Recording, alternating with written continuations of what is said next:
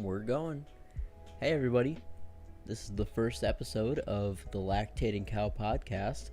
I'm your host. And today, we're just going to be talking about some random shit. I was thinking about earlier, in the first episode of a podcast doesn't have a lot of value because it's only potential for what the series could be. But in a way, it's kind of like the most important episode because it's number one. You know, everybody thinks back to Joe Rogan's first podcast, and it's like, what, 10 or 20 minutes of him fucking around with, like, just trying to get it to work with those weird graphics on the screen. Pretty great stuff looking back at it now. So I guess I could just talk about why I love podcasts so much and why I want to make one. Right now it is September 4th, 2020, and we are still in the pandemic for coronavirus or COVID-19. And I'm over that shit. Anyways, comedy is pretty dead right now. There isn't really a spot for comedians to hang out and perform their art, and there's no open mic nights around here. I'm in the Milwaukee area, and a few months ago, and nothing has changed, there was only 2 bars in Milwaukee who were doing stand-up comedy, and they had like 3 people coming out, but what got me about it was that it was always the same 3 people, and they just want to also go on stage after you. I don't know. I should really try it out, I guess, but I don't really want to right now because that just sounds so strange. They like someone recorded it too. One of the nights they filmed it, posted it on YouTube, and the laughs just seem so fucking fake. I don't want to go there. But I'd really like to do something with comedy in the future, and right now is not a good time for that, for stand-up, but podcasting is great, and I love podcasts, so I figured I might as well make one. So I don't have a title right now for one, and I don't know what I'm going to call it. I guess I said the Lactating Cow Podcast. I feel like nobody knows how to spell lactating. Every time I've told somebody, like, lactating cow for, like, any of my social media throughout the years, I always get asked, like, oh, how do I spell that? Lactating. So, I don't know. And I don't want to say, like, oh, it's the LC podcast. LC sounds like LG, and LG stands for Life's Good. That's the brand for my phone, Life's Good. And I'm not about that. So I should explain what I mean by that. Like, hyper positivity, especially as a brand, is really gross to me. I don't think telling people life is good, if you work on it or something like that, is a bad idea. Or like, I don't support. Oh yeah, I don't support telling people life's good. No, but as a brand, you can fuck off if you're trying to tell me life's good so that I buy your products. Fuck you. I've been playing Minecraft a lot lately. That's something I could talk about. Me and my brother, older brother that I have, him, his wife, and a couple of their friends, and my girlfriend, all joined my brother's Minecraft world last week and had a lot of fun playing it for a couple hours. So we decided to make it a realm, and that just means like a server that's always online. It's weird because we're playing on the Bedrock edition, which after the combat update happened, I've actually preferred the Bedrock edition of Minecraft, other than like a couple aspects of it, but not really anything that keeps me from playing it. But so because it's in the Bedrock edition, I forget where I was going with that, but anyways, we started around. Oh yeah. There aren't really regular servers on Bedrock Edition because it has to go through every platform, and with Nintendo and Xbox and basically any console, you have to pay for their online service so that you can play Minecraft with people, even if you have Minecraft purchased. It just like I can't be bothered to play like online games on consoles and like pay for a subscription service just to play online. Like playing on a computer my whole life, that's just so like it just doesn't make any sense. I get it for like exclusive games, like console exclusive games, but that still frustrates me to think about. I mean, I used to play on Xbox before I had a good enough computer, but ever since then it's so much better to just play on computer without some like $60 a year or something like that. I think Nintendo's like $20 a year. That one's actually not that bad. That's really good. That makes sense. But like $60 a year, get out of here. What else?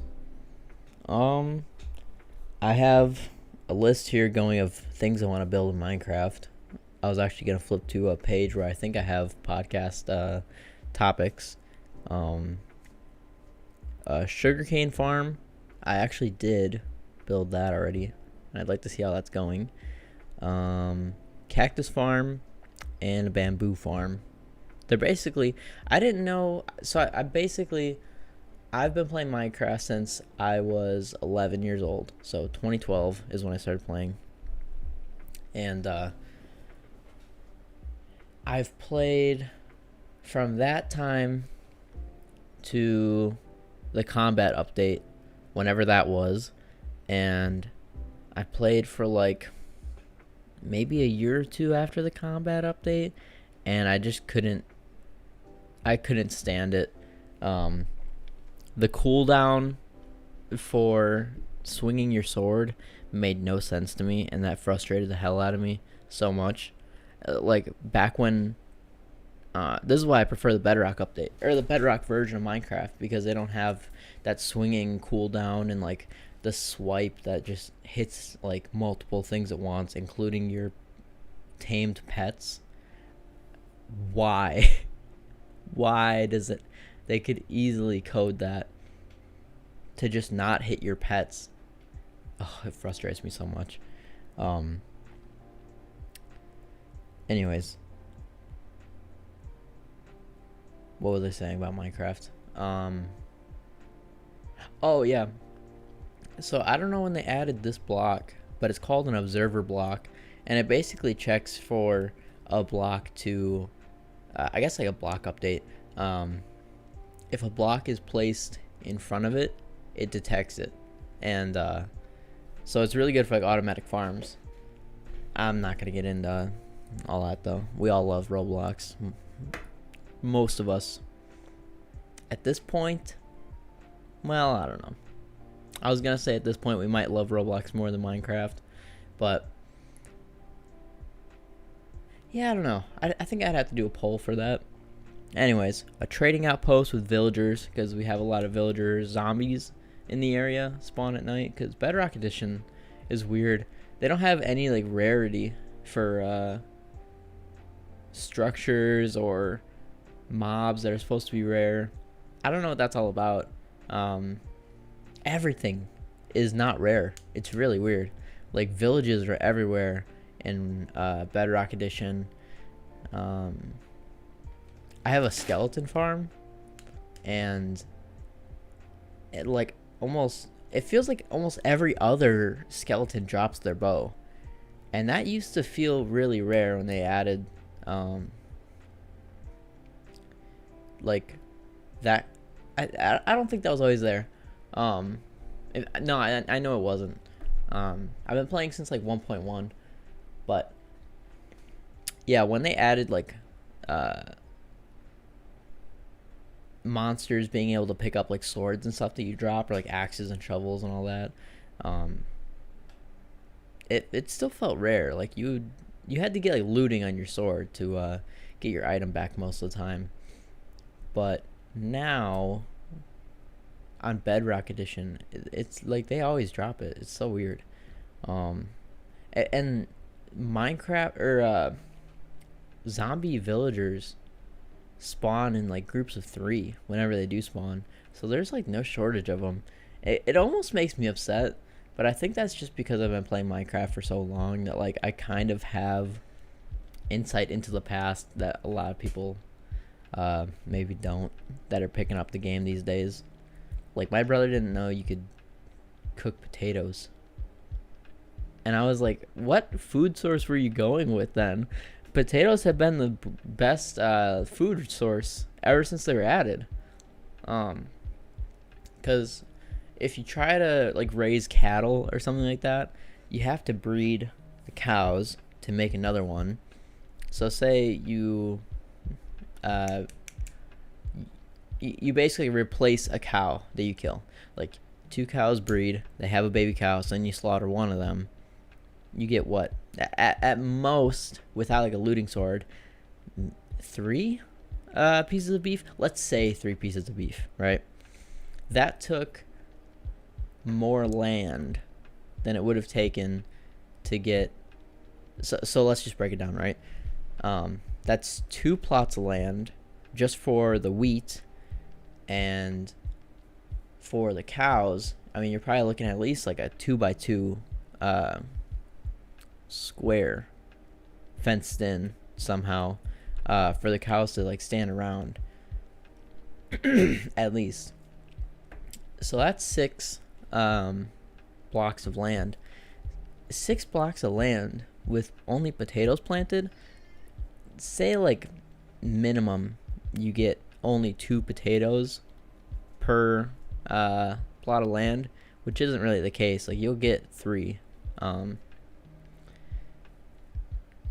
You're looking at 12 potatoes there, and then you bake those, and it's 2.5 hunger meters for all of them.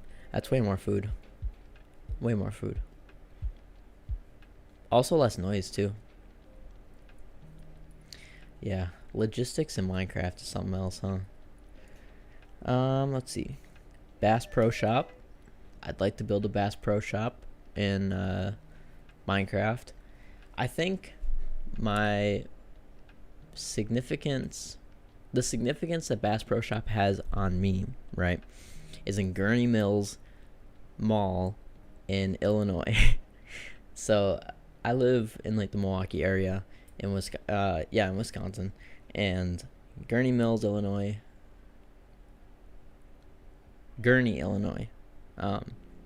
It's not that far. I think it's like an hour and a half, maybe less.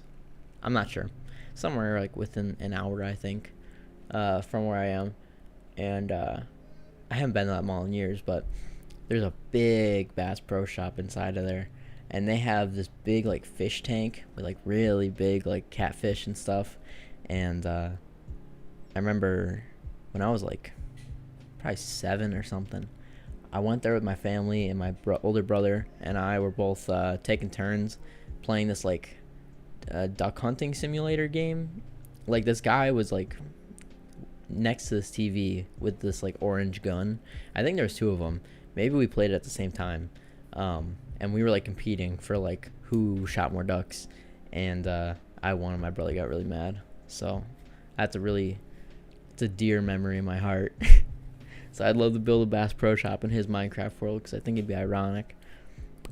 And then an egg farm. I'd like to build an egg farm next to my brother's house, just to annoy him, because that makes a lot of noise. Because you can just keep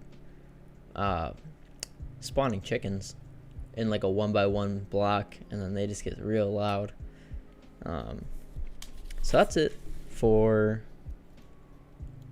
what I have for all that. I'm just going through this little notebook here. I know I have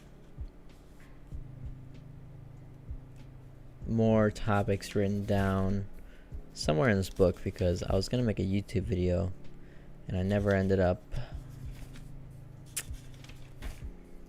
doing it. I'm just looking at like right now, you gotta see this.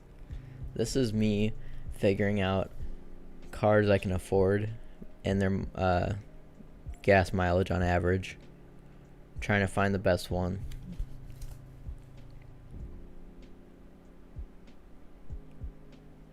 Now, keep in mind, I could probably find a lot better than all this. And also, like, 2006 Toyota Corolla getting 32 miles per gallon city.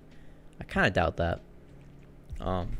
But what I'd really like to get for a car is a used Toyota Prius V from, like, I don't know. I think, when did they stop making those? 2013? I think it was somewhere around there. Or no, I'm thinking of the C they stopped making. I don't know, bud. And anyways, I would love to get a Prius. Okay. Right now I have a little Honda CR-V from 2002, and the gas mileage is awful. I used to have a minivan that got like 17 miles per gallon. That was a lot worse than this, but the CR-V gets like 21, and compared to a Prius getting like mid 40s, maybe up to 50 miles per gallon. Pretty crazy, pretty insane. Yeah, I'd really like to get a used Prius. Oh yeah, that's right. I was looking in my book. Let's see. While I'm looking in this, I'd like to tell you to go to adultswim.com and go watch some Joe Parrott Talks with You. I love that show. It's very relaxing. I mean, here's a cool drawing I could just show you. Just hold it up to the camera, I guess. Yeah, I don't really know what this is supposed to be. It's pretty cool though, right? I really like this lens. I think the aesthetic of this like camera setup is gonna be my ticket into the industry. Right now I'm looking at some from Music Theory. Here we go. Here's some more topics.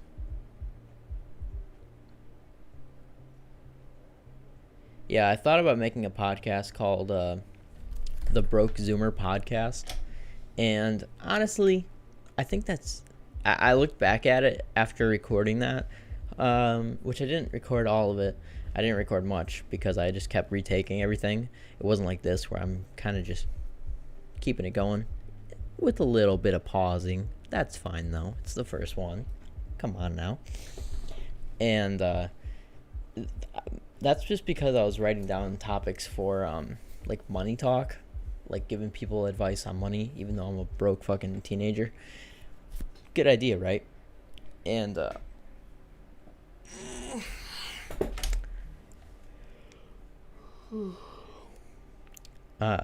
was talking about like using a savings account, being more productive. Do you really know how to make more money? You know, like if you had $20,000, how would you turn it into $50,000 or more? How would you do that? So I realized I don't want every episode to be money podcast because that was just like one. That's kind of a one-time thing. At least for like at least for a year. I don't want to be like an advice guy. I want to be the funny guy. I want to be the one who you talk to. I want to be the one who talks to you and just shoots the shit. I don't want to be the one who's, you come to me for your problems in my emails, and I have to tell you why you should leave her. I don't want to do that. I'm going to be really upset if any of this music is copywritten. No, I shouldn't worry about that too much. As long as there's something. Also, let me know if you want music in this podcast or not. Speaking of this podcast, we're 21 minutes in, baby. I think all this content is usable. If you're watching it, I guess it is. what terrifies me in the future is thinking about doing a podcast live. When I think about H3 Productions and how hard they fell after doing that podcast live for like 3 years. Oh my God, man. That worries me. I used to love H3.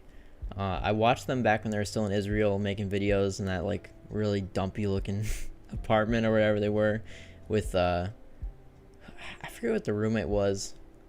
Maybe Ian. I don't know. You know, I was talking about how he stinks and like all that. But then when they started doing the podcast, I was like, oh, cool. I love like long form content like Joe Rogan. Why not listen to H3 podcast? And like, it's so funny how they call it a podcast because it is like a long form conversation, but so much of it is just like watching videos, watching the TV, watching Ethan like scroll along like the Reddit page. Don't get me wrong, I would love to do that and get sponsorship deals like they do. That would be great. So a lot of people like you watching this right now, you'd probably kill to be in that position and you'll still talk shit about them selling out. That'd be awesome. I don't know how their fan base has like survived. I'm happy for them, to be honest.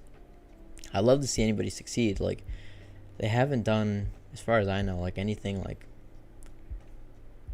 critically inhumane or anything like that, even close.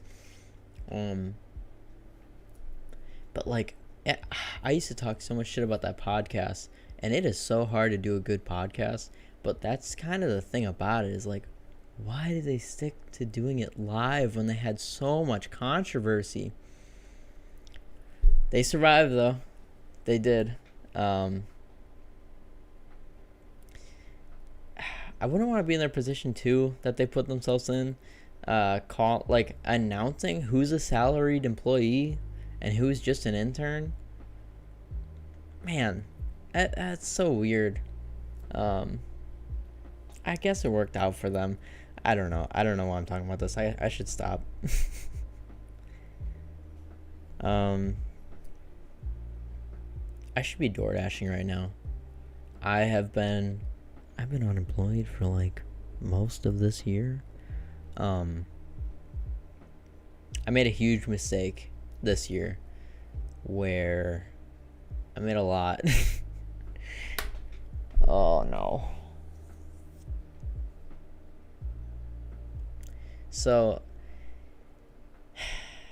when all this like pandemic bullshit was going on and nobody knew how bad it actually was, and like numbers were coming out and they're like, now we know like a lot of the numbers have just been fucked consistently, like over and over and over.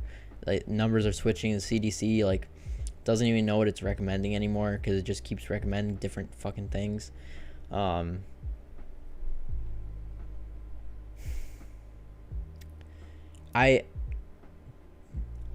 I'll be honest, guys. I wasn't really looking for a job, and I kind of said I was to my parents.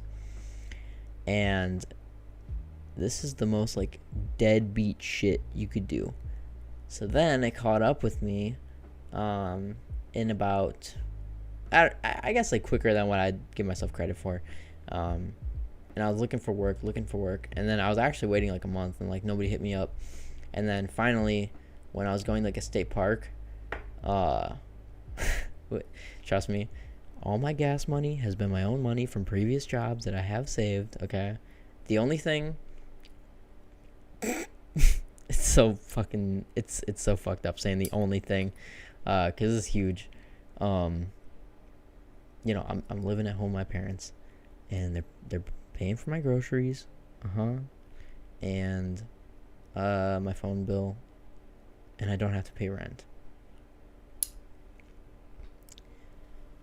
This has enabled me so much to be a spoiled little shit, and it needs to stop. And I realized that especially after I quit my last job. Let me tell you the story, okay? Sorry, dropping stuff. So in June, I got hired at a factory. Now, a lot of men in my family work in factories as like machinists. So I was really excited to be a machinist, just like a lot of the men in my family, because they seem very successful. And I didn't want to go to college or anything like that because information is online for free. That seems to be almost enough of a reason, as like it really depends on like how productive you are. I really think like if you demonstrate that you have an understanding and you end up creating something that you can show to like an employer or something, or somebody who can give you an opportunity into a career that you're trying to work towards that you would otherwise need to go to college for. If you like create a project that demonstrates how you have a better understanding than people who go to college, or an understanding that's just as good as someone with a degree, you're solid. Anyways, I wanted to. So the job description made it sound like I had a bunch of options for moving up in the company, and that made me really excited because I didn't want to just stay at the bottom, obviously. So I was making $15 an hour, and it was good money, and I was just painting. I was just painting metal. You would think with a spray can, because I was making like concrete batchers, which are these like really big, I could show you what it looks like. This is a video podcast anyways right now. These like big steel machines.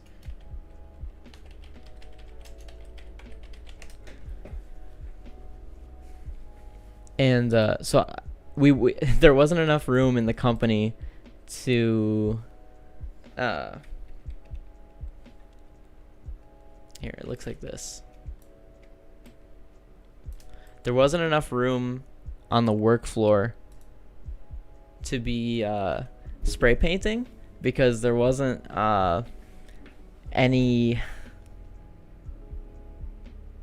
there was no room for a spray booth. That's what I was trying to say. There was no room for a spray booth.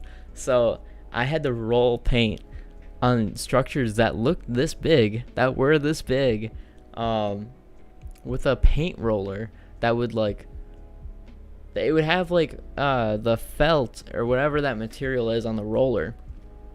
It would like shed into the paint, and they would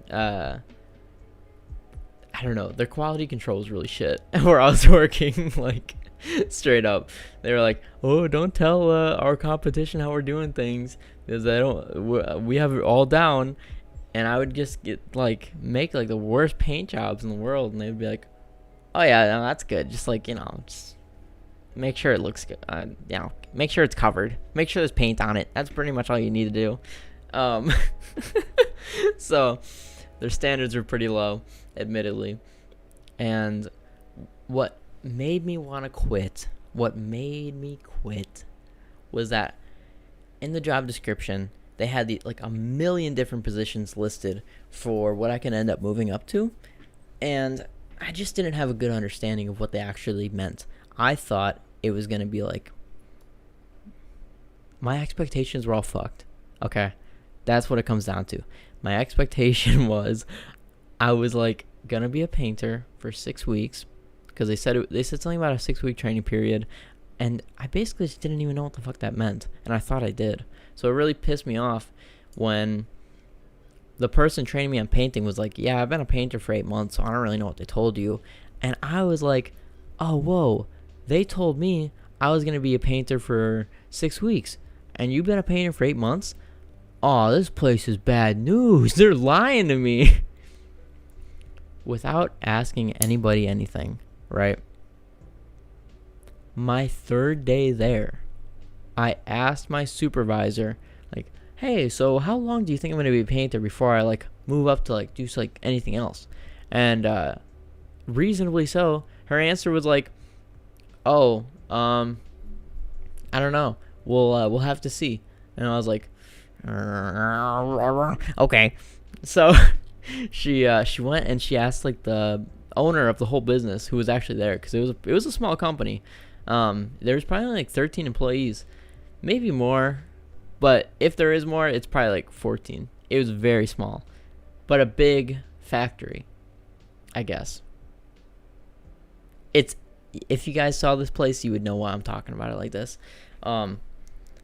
So she asked the boss, and I can only imagine his reaction was like, I mean, this kid just got here. What the fuck is he talking about?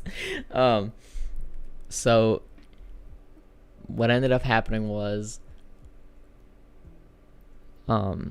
she comes down like the next day, and she's like, yeah, so, we want to make sure, like, you keep painting, and maybe in like, maybe after your 90-day probation, we'll see if we can start training you on other things.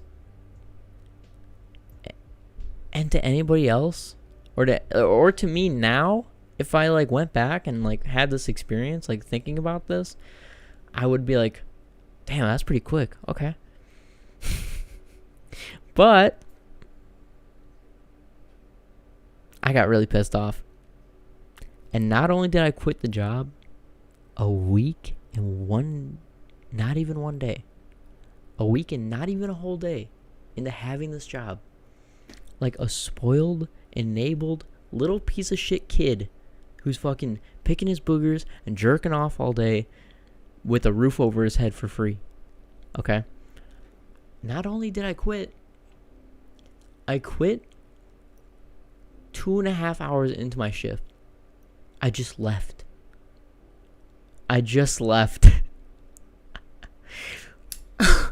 It's so embarrassing. And I know I'm smiling about it because I can. And that's it. Trust me.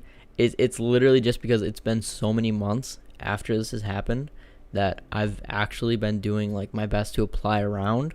And I've been trying to be productive, but being productive as an unemployed person is kind of like, I'll DoorDash a couple times a week and make like $200. That's me being productive as an unemployed person. It could absolutely be better. It could be 7 days a week if I wanted it to be. There's no limit.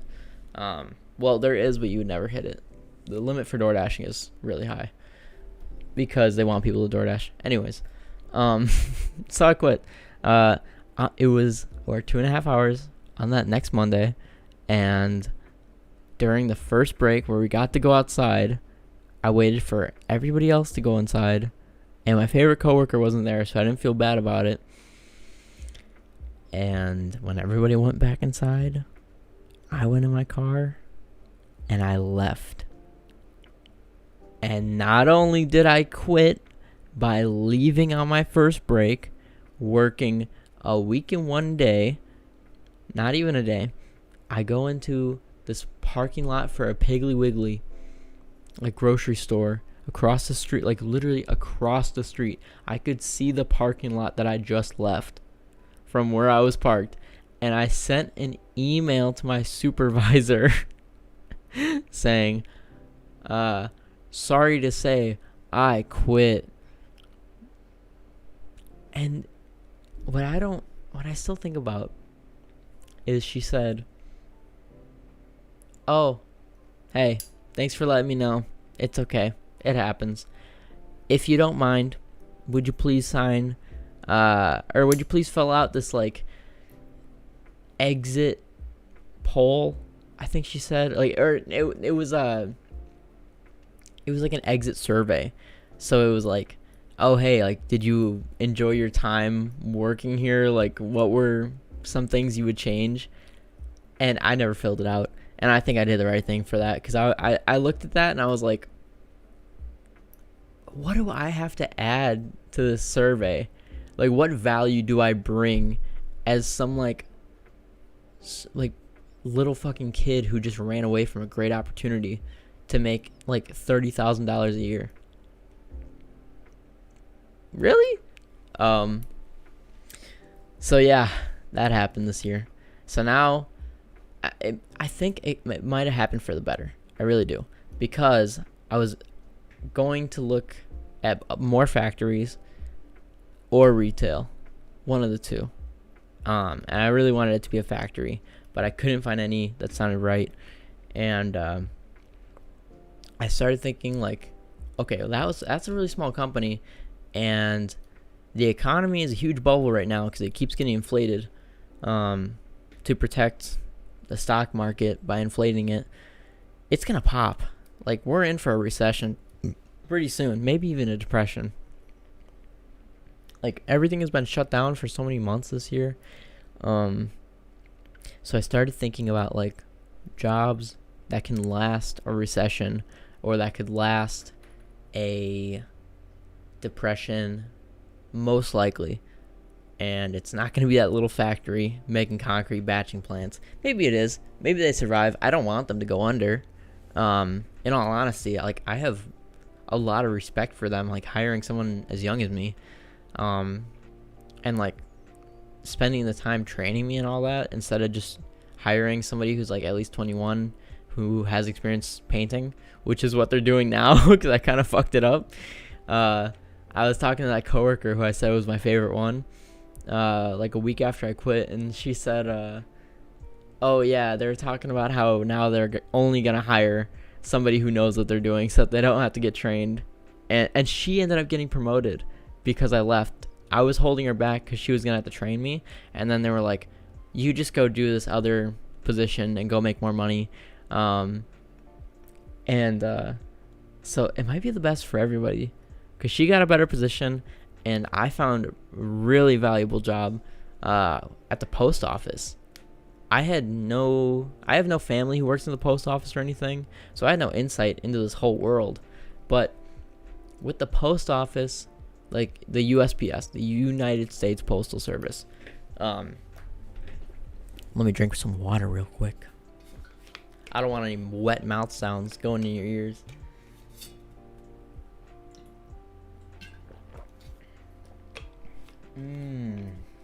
ASMR swallowing sounds. Oh, I forgot to burn some incense. Hold on.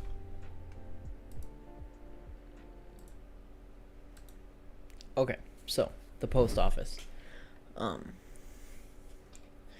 What I found out about the post office is, there we go.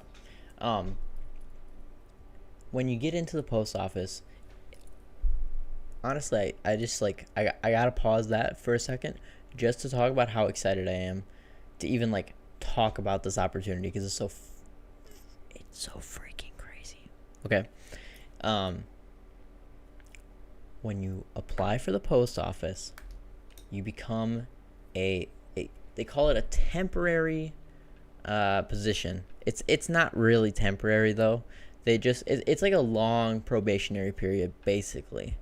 It all works on seniority. So you get in there and they can work you as much as they want basically. And you do like, you're just doing like the bitch work. So there's career salaried employees, and then there's assistants to every position, other than like the postmaster, who like runs the post offices, or like that individual post office. That's the postmaster. So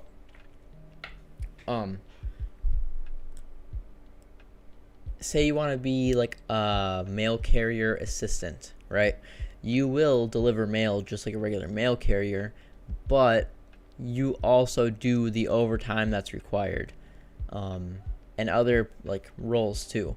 But as people retire from that post office or quit, which happened, and how I almost got a position a few weeks ago, which would have been awesome, by the way. I'll talk about that, but you can become a salaried employee, and every year your salary goes up. There's people who are working at the post office who are making $75,000 a year, and you don't even have to have a GED for it. You don't even have to have a high school diploma or equivalent. Neither of those. Okay? And when you're a career employee, you don't have to do any overtime, and you don't have to do Sundays either. Like Sunday is guaranteed. You will never have to work one. And then as a career employee, you get to choose which other day you want off all the time, because you get 2 days, but Sunday is like permanent one. So very exciting. I'm just really excited about that opportunity. What other fucking job gives you that opportunity? What other job gives you that opportunity? Tell me now. Retail is so sneaky. I worked at Walmart for a year. I was a cart pusher and also like the person who was stocking shelves. They call it Cap 1. Just like a shelf stocker, all right? For like the grocery section of the grocery section, pet section, baby section, and that was it. Those were the departments that the team I was a part of, stocked. And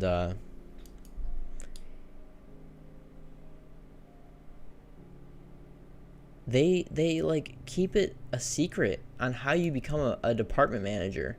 Like nobody knows. Anybody who's not a manager at a Walmart, they like, at least, okay, I should say like the one that I was at, nobody knows.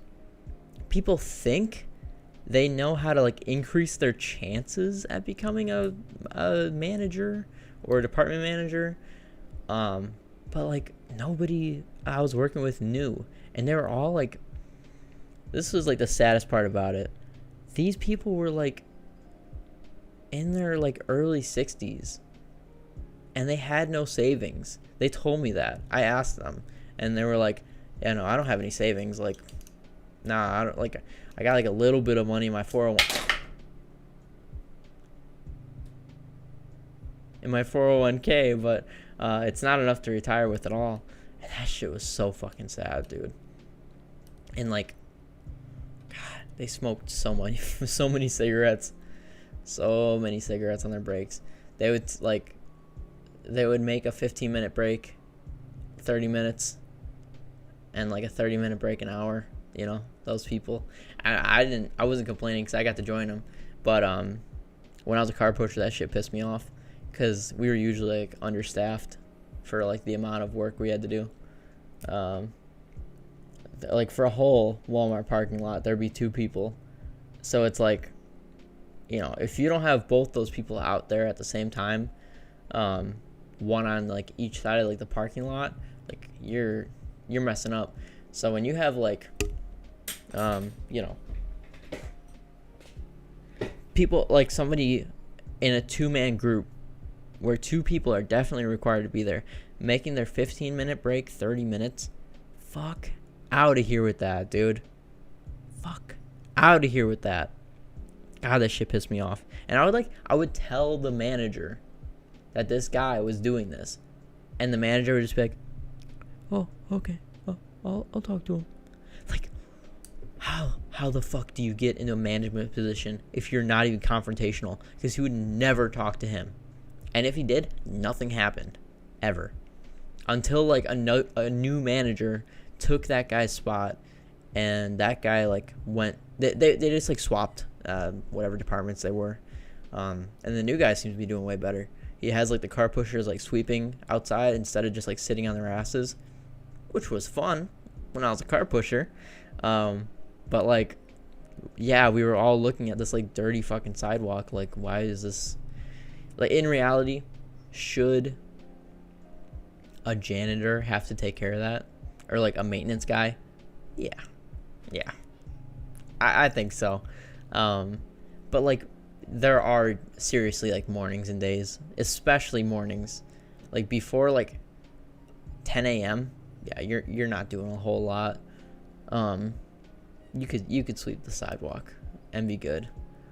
I have some funny.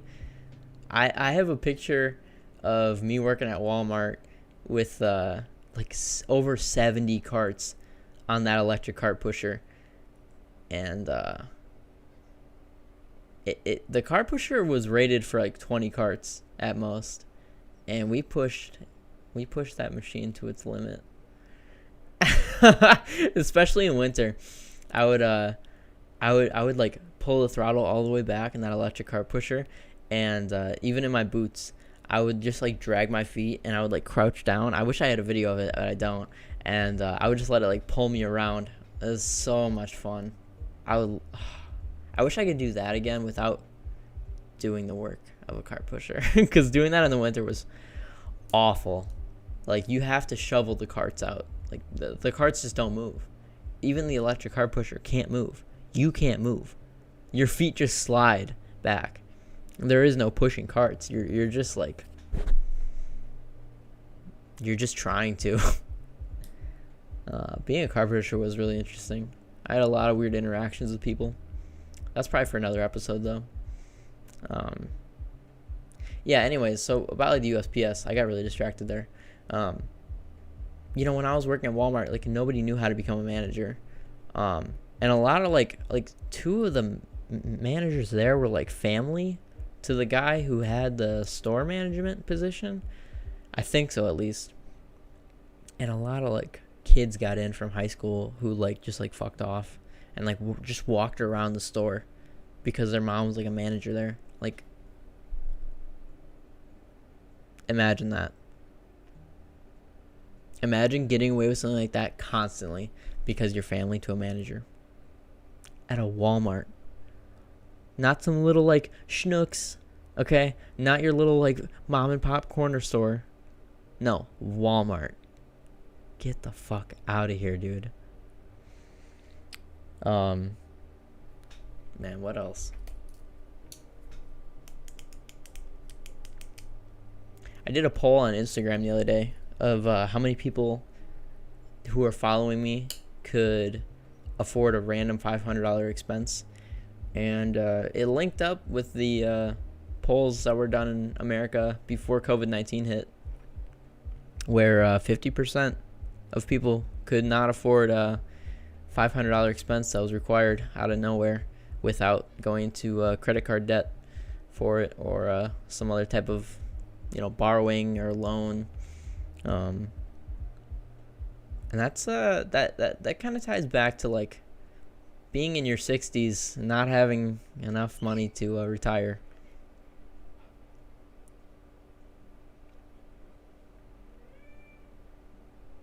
It's really sad. All right. Got 20 more minutes. I feel like Bill Burr in the Philadelphia rant. Fuck it. 6 minutes. Not there yet, though. Let's see. What else can I talk about? I just like... this recording right now was literally meant to be a sound test for how like the music sounded with the microphone up all the way. So I don't know how good any of this sounds, and I can't edit this music afterwards. So I'm just gonna have to hope that it's not ruining the audio. After this, I'm probably just gonna listen to this in my car, and I don't know what I'm gonna do after that. What are you gonna do today? I haven't been talking to you directly like this. I haven't been breaking the fourth wall enough. Do you like the setup? Tell me in the comments if you like the setup, and that's how I'll know that you got this far. That you got 51 minutes in. Or I guess it won't be 51 minutes because there's a part that I have to cut out, but fuck. There's a part I have to cut out.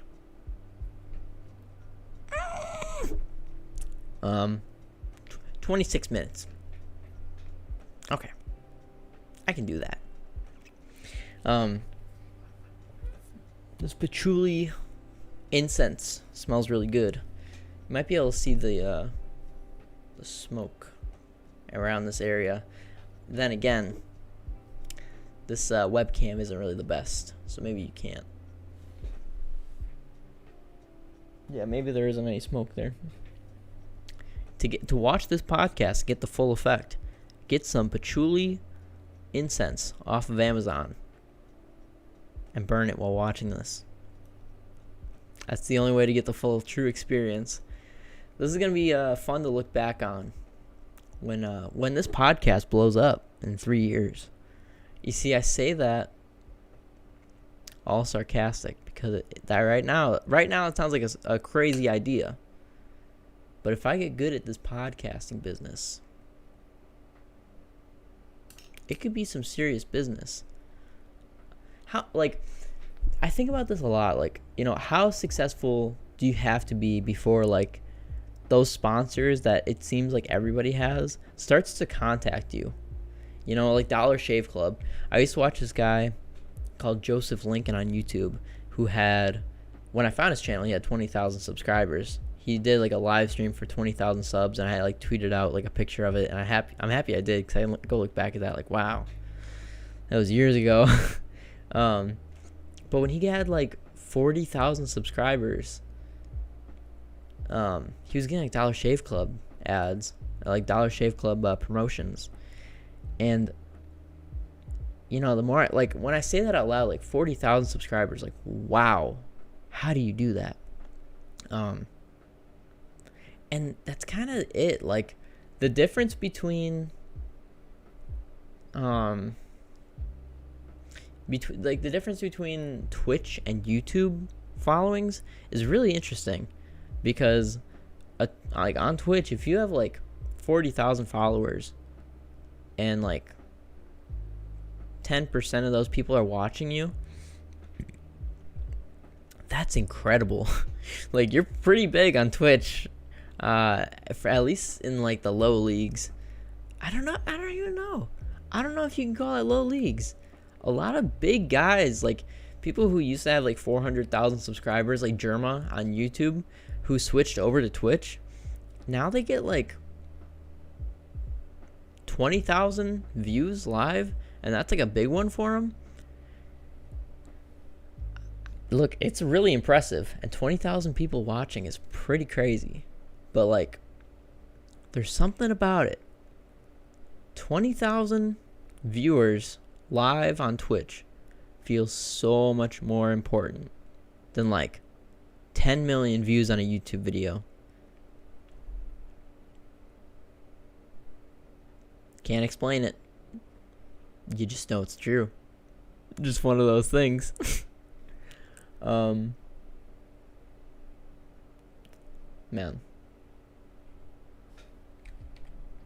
we gotta watch this YouTube video together.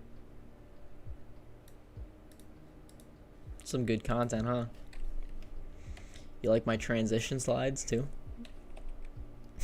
Pretty awesome. Yeah, I wanted to make this, I wanted to have a better setup. I wanted to have like a Theo Von type setup, or a Joe Rogan type setup, where the background is actually like really cool. I'm so tired. Where the background is really cool, and you can. Is it time to end this episode? Is this the moment I'm gonna talk about in 3 years, where I go, oh my god, I was so bad at podcasting. I kept talking about how tired I was, and I kept asking the camera, is it time to stop? Oh my god.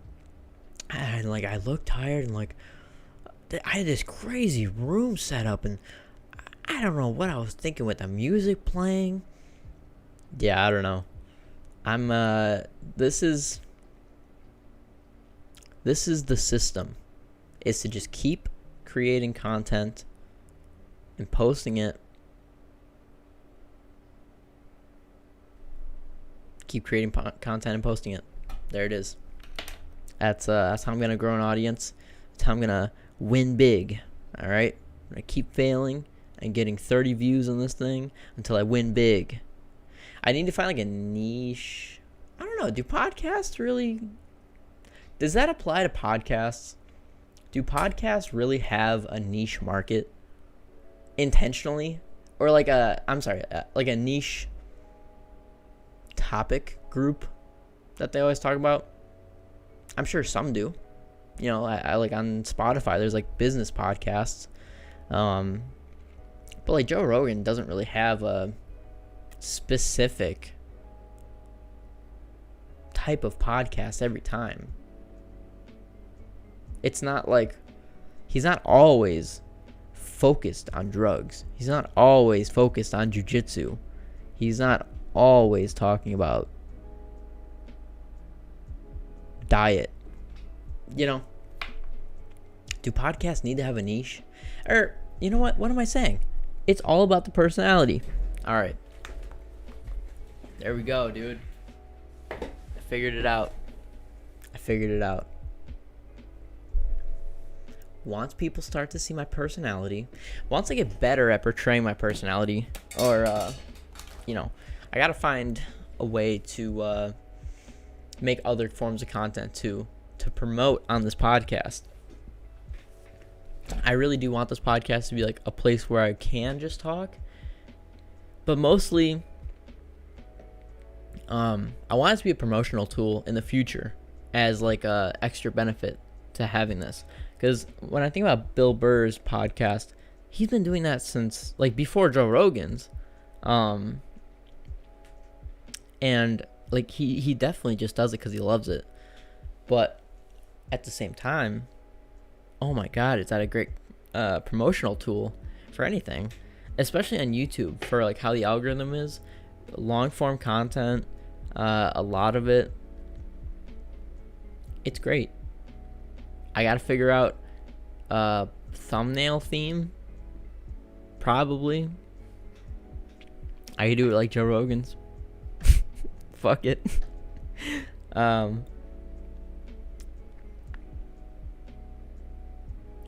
There's a lot to figure out here, but it's only episode 1.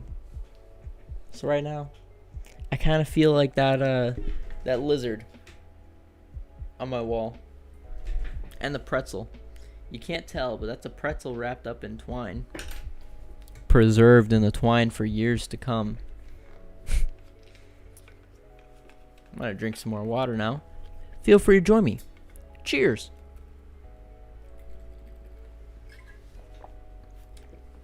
Here's to the first episode of your new favorite podcast.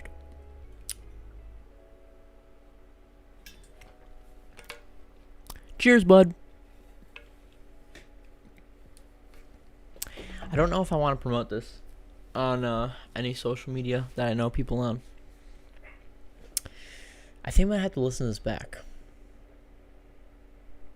Wow, this is the first time I'm going to see the OBS recording ticker count over to 1 hour of content. There it is. The big one. Incredible. It's not 1 hour for you guys, unfortunately, because I did pause, and I do have to cut out a section where I talked about machining. I just like set a detail too personal about it with like the family involvement in it. Nothing you guys like are missing out on. I was just talking about how like I went into depth in like who in my family is a machinist and like how much they make, and like that was just like, that was weird. You guys don't need to know that. You just need to know you're awesome. That wasn't genuine. I don't know you. Honestly. Sorry, not sorry. Let's give a quick shout out to Dollar Tree Takis real quick. Now, I should say, I do not encourage you to eat these, but I do encourage you to buy them, okay? These probably have like 30 types of carcinogens in them.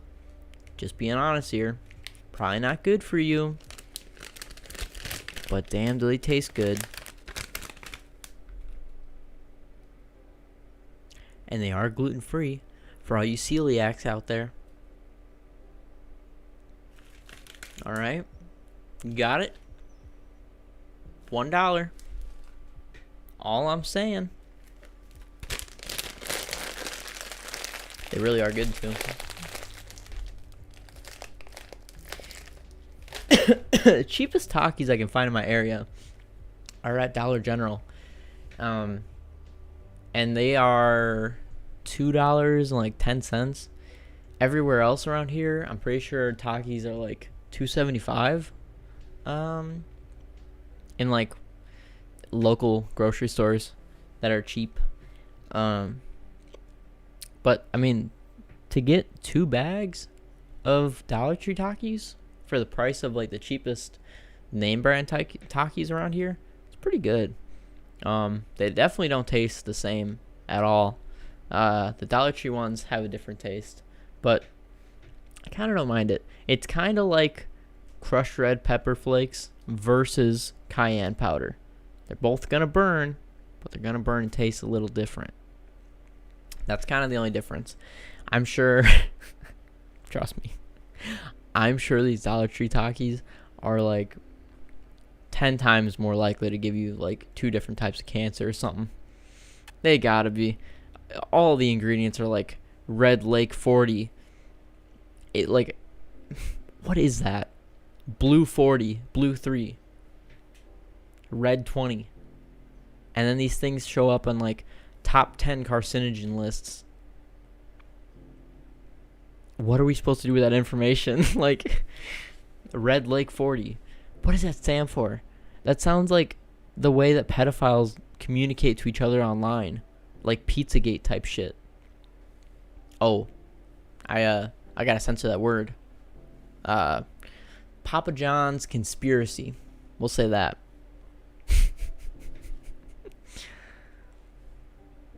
Guys, I do not think Pizzagate is real. I do not want to get this YouTube channel taken down. All right. Just putting that out there. Pizzagate is fake, not real. Clearly debunked. That's where I stand. Well, I tell you what, guys. It's been 1 hour and 4 minutes. And I'm ready to hit the hay. All right. Let's look at this for a second. Looks pretty good, right? Back to me. All right, everybody. Thanks for watching the first episode of the Lactating Cow Podcast. Maybe that name will stick around. Who knows? All I know, this is episode 1, and that's not going to change. See you around.